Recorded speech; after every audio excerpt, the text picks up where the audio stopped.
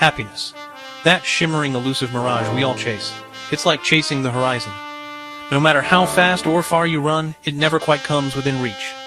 We've all been caught in this cycle, haven't we? The idea that if we just get the right job, the right partner, the right life circumstances, then finally we'll be happy. But then we arrive. We get the promotion. Move into the new house. Start dating that person we thought was perfect.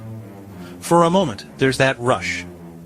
The joy, the relief, the feeling that all the pieces have finally fallen into place. And then the feeling fades. Suddenly, happiness is gone again, replaced by a vague emptiness or a new craving. So we chase something else. A bigger achievement, a newer possession, another relationship. The chase never ends. It's exhausting, and in the end, it's like running on a treadmill going nowhere.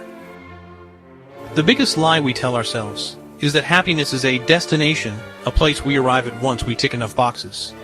We believe it's a prize waiting at the end of a marathon of achievements. But here's the truth. Happiness is not a place, not a goal to be conquered. It's not something out there that we can collect or possess. Happiness is an experience, a state of being that happens in the now. It's not something you get, but something you choose to live. The problem is that we've been conditioned to think otherwise. By advertisements, social media, family, and culture.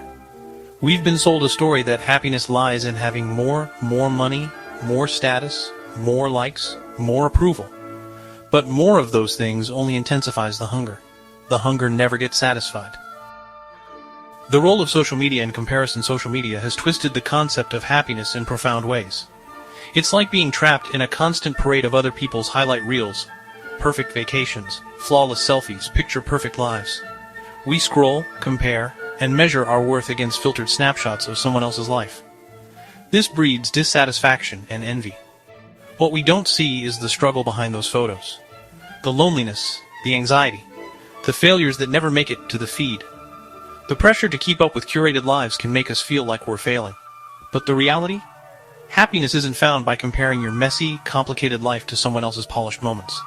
It's found by embracing your own reality. The game-changer gratitude is often dismissed as a cliché, but it's one of the most powerful shifts you can make. When you focus on what you have, instead of what you lack, your whole perspective changes. Gratitude rewires your brain to notice the good, the beautiful, the meaningful small moments of joy we often overlook. It's not about pretending everything is perfect, but about recognizing the value in the present. It could be a warm cup of coffee, a smile from a stranger, the sound of rain on the window, or a kind word from a friend. Practicing gratitude daily turns happiness from a far-off prize into an everyday experience. We live in a culture that demands constant positivity, as if happiness is the only acceptable emotion. But this is unrealistic and harmful. Life is a roller coaster with highs and lows. Sadness, anger, disappointment, and grief are all part of the human experience.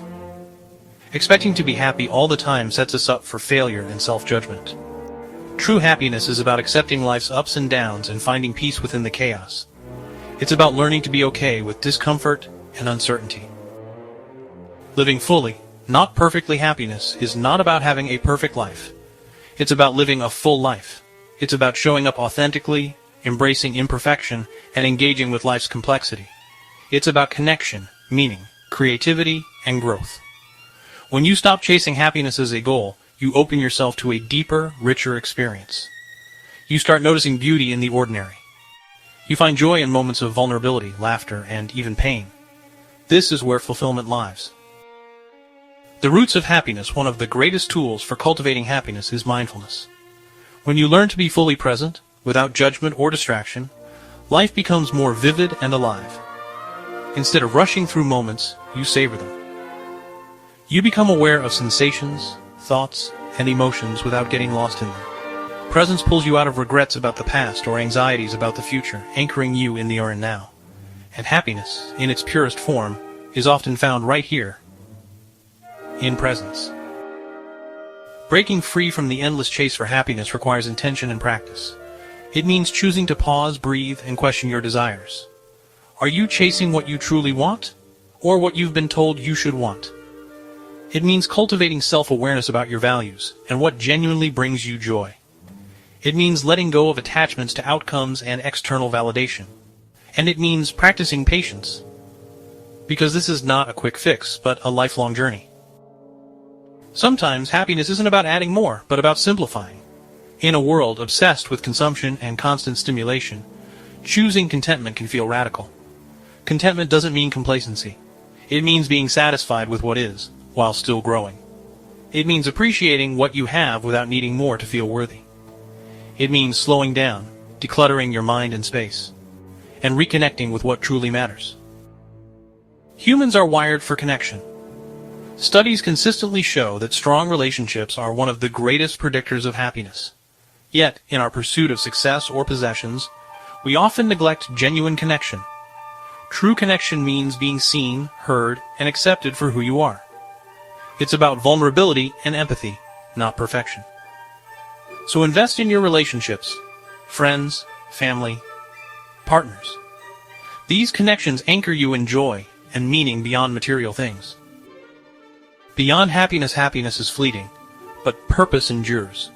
When you find meaning in your actions, helping others, creating something, standing for a cause, life feels fuller. Purpose gives context to suffering and joy alike. It connects you to something bigger than yourself. And sometimes, pursuing purpose leads you to happiness as a byproduct, not the goal. Chasing happiness is a trap that many fall into, but few realize they are in. The secret is that happiness is not found by running toward it. It is found by living fully, embracing all of life's messiness and beauty. It's found by letting go of what you think you should want, and discovering what you actually want. By practicing gratitude, presence, connection, and purpose, you shift your life from a constant chase to a rich experience. Happiness becomes less of a destination and more of a companion on the journey.